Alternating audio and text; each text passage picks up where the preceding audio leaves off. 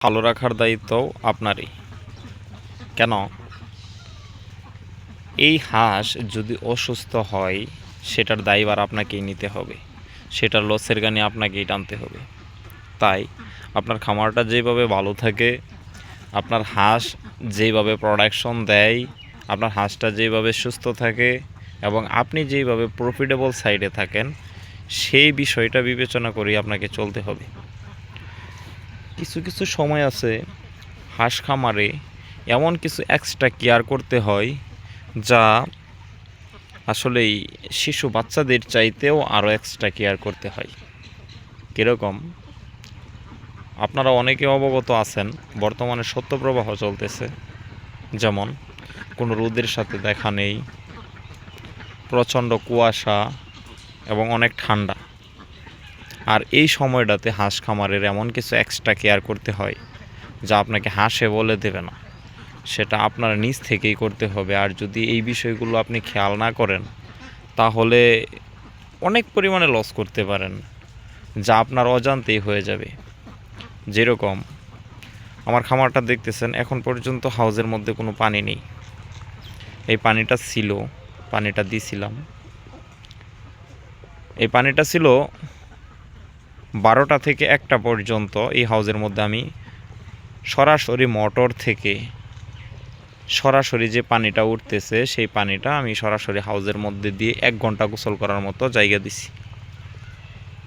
সারাদিনের মধ্যে 1 ঘন্টা গোসল করার মতো একটা স্পেস দিলেই এনাফ। আর বরাবর আমার এই খামারের মধ্যে সকালেই পানি ছাড়ি, পানি ছাড়ার পরে এই হাঁসগুলো সরাসরি হাউজে আসে, পানি খাই, গোসল করে, এবং দুপুরে আবার এই পানি চেঞ্জ করে দেই। কিন্তু এখন কেন আমি মাত্র 1 ঘন্টা সময় দিলাম এই হাউজের মধ্যে গোসল করার জন্য, আর বাকি সময় হাউসে শুকনা? এটার বিষয়টা হচ্ছে এখন বর্তমানে ওয়েদারটা এত পরিমাণে ঠান্ডা যা আমরা আসলেই ভালো গরম পোশাক পরেও ঠিক থাকতে পারতেছি না। এই জায়গায় হাঁসও তো একটা প্রাণী, তারও তো প্রকৃতির সাথে একটু লড়াই করে চলতে হয়। এখন দেখা যাচ্ছে যদি আমি পানি দিই, হ্যাঁ তারা পানির মধ্যে আসবে, যাবে, গোসল করবে, শরীর ভিজাবে, কম আর বেশ ঠান্ডা তাদের ভিতরে প্রবেশ করবে, যেটা আসলেই ডিমের উপরে একটা এফেক্ট পড়বে। যেই কারণে আমি সারাদিনে 1 ঘন্টা সময় তাদেরকে গোসল করার মতো এই হাউজের মধ্যে পানি দিছি, আর বাকি সময় শুধু খাওয়ার জন্য পানিটা দিছি, এবং কি এই যে বোলের মধ্যে আমি খাবার দিয়ে রাখছি। আর সকালে ফার্স্ট হাঁসটা ছেড়ে 2 বোল খাবার এবং 3 বোল ঠিক এইভাবে পানি আমি আমার এই ঘরের মধ্যে দিছি, দিয়ে এই ঘরের ভিতরে সবগুলো হাঁস আমি তুলে ফেলি। কেন? সকালে যে পরিমাণ কুয়াশাটা পড়ছে, এই কুয়াশাটা যদি সরাসরি আপনার হাঁসের গায়ের মধ্যে এসে লাগে, আপনার ঠান্ডা থেকে বাঁচানোর মতো আর কোনো পথ নেই, ঠান্ডা তাকে অ্যাটাক করবেই। তাই যারা হাঁস খামার করতেছেন তারা এই বিষয়গুলো একটু মাথার মধ্যে রেখে তারপরে হাঁস খামারের মধ্যে আসবেন অথবা হাঁস খামার করবেন। মূলত হাঁসের বর্তমান সময়ে ঠান্ডা বাদে অন্য তেমন কোনো রোগ নেই। শীতকালে হাঁসের রোগ নেই বললেই চলে, শুধু ঠান্ডা বাদে। যদি এই বিষয়টা আপনার মাথার মধ্যে না থাকে তাহলে আপনার খামার করার মতো কোনো ক্যাপাসিটি নাই আপনার। বর্তমানে যে ঠান্ডা চলতেছে, বর্তমানে যে শৈত্যপ্রবাহ চলতেছে, এই অবস্থাতে আপনার হাঁসকে এক্সট্রা একটু কেয়ার দেবেন। আর যদি আপনারা লুজ খাবার বানিয়ে খাওয়ান, অবশ্যই খাবারের মধ্যে একটু খৈলের পরিমাণ বেশি দিবেন, এবং কি রসুন, একটা রসুন পাওয়া যায় যেটা মেডিসিন হিসাবে বিক্রি হয়, সেটা হচ্ছে পাউডার হিসাবে, সেই রসুনটা দেওয়ার চেষ্টা করবেন, তাহলে আপনার খামার ঠান্ডার হাত থেকে বাঁচতে পারবে ইনশাল্লাহ। আর যারা কম টাকার মধ্যে ভালো পরিমাণের একটা খাবার সোর্স করতে পারতেছেন না, হাঁস খামার করে মোটামুটি লসের মধ্যে আছেন, তাদের কাছে বিনীত অনুরোধ, কম টাকার মধ্যে ভালো মানের একটা খাবার তৈরি করেন। আর যদি আপনারা ভালো মানের একটা খাবার তৈরি না করতে পারেন, যদি চৌরা দামের ফিড কিনে খাওয়ান, তাহলে আপনার এখানে লসের একটা সম্ভাবনা থেকেই যায়। যদি কোনো কারণবশত আপনার হাঁসের খামারের ডিম কমে যায়, তাহলে চড়া দামের ফিডই আপনাকে খাওয়াতে হবে। আর যখন আপনার হাঁসের খামারে ডিম থাকবে না, তখন চৌরা দামের ফিড না, যদি সবচেয়ে লো কোয়ালিটির ফিডও খাওয়ান, তারপরেও মনে করেন আপনার হাঁস খামার থেকে লসই আসবে। কেন? আপনার খামারের মেইন আয়ের উৎসই হচ্ছে ডিম প্রোডাকশন, মানে ডিম বিক্রি করে আপনি টাকা উপার্জন করবেন।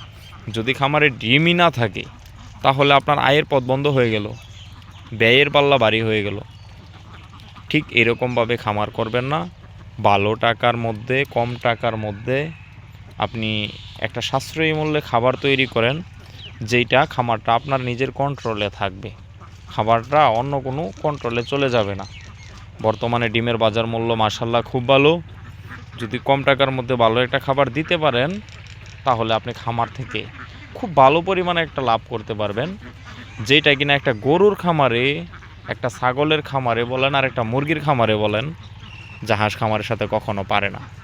ভাই, প্রত্যেকটা সেক্টরই কম আর বেশ দেখা, তাই কম্পেয়ার করে যদি দেখতে যাই, আপনি 1000 হাঁস থেকে আপনি যে পরিমাণ প্রফিট করা সম্ভব, আমি মনে করি আপনার 50টা গরু থেকে সেই পরিমাণ প্রফিট করা সম্ভব না। হ্যাঁ, আপনার 1000 হাঁস আর 50টা গরু, আপনার ইনভেস্টের পরিমাণ তুলনামূলকভাবে রাত দিন তফাত। তাই হাঁস খামারে আল্লাহ পাক অনেক কিছু দিছে, যদি আপনি করতে পারেন। অনেকে ডিমোটিভেট হয়ে যায়, তার কারণ হচ্ছে শুরুতেই সঠিক একটা ওয়ে, সঠিক একটা পথ না জানার কারণে আসলে ভুল রাস্তায় চলে গিয়ে লস করে, যেটা আসলেই আমাদের জন্য দুঃখজনক ব্যাপার। তার ভিতরে খুবই সেনসিটিভ বিষয় হচ্ছে খাবার। যদি খাবারটা আপনি কম টাকার মধ্যে সোর্স করতে পারেন, আমি বলবো হাঁস খামারের মধ্যে আপনি কখনো লস করবেন না ইনশাল্লাহ। যদি কম টাকার মধ্যে ভালো মানের একটা খাবার আপনি না তৈরি করতে পারেন, এই খাবারটা আমি 48 টাকা দিয়ে উৎপাদন করতে পারছি, 48 টাকা আমাদের উৎপাদন খরচ, আপনি চাইলে আমার সহযোগিতা নিতে পারেন। আমি আপনাকে এই খাবারটা দেওয়ার জন্য সর্বোচ্চ সহযোগিতা করব ইনশাল্লাহ। আজকের মতো এখানেই রাখছি, দেখা হবে পরবর্তীতে নতুন একটা ভিডিওতে। সে পর্যন্ত ভালো থাকবেন। যদি আমার চ্যানেলটা ভালো লাগে, প্লিজ একটা লাইক দিবেন, সাবস্ক্রাইব করবেন। পরবর্তীতে নতুন একটা ভিডিওতে অবশ্যই দেখা হবে। আসসালামু আলাইকুম।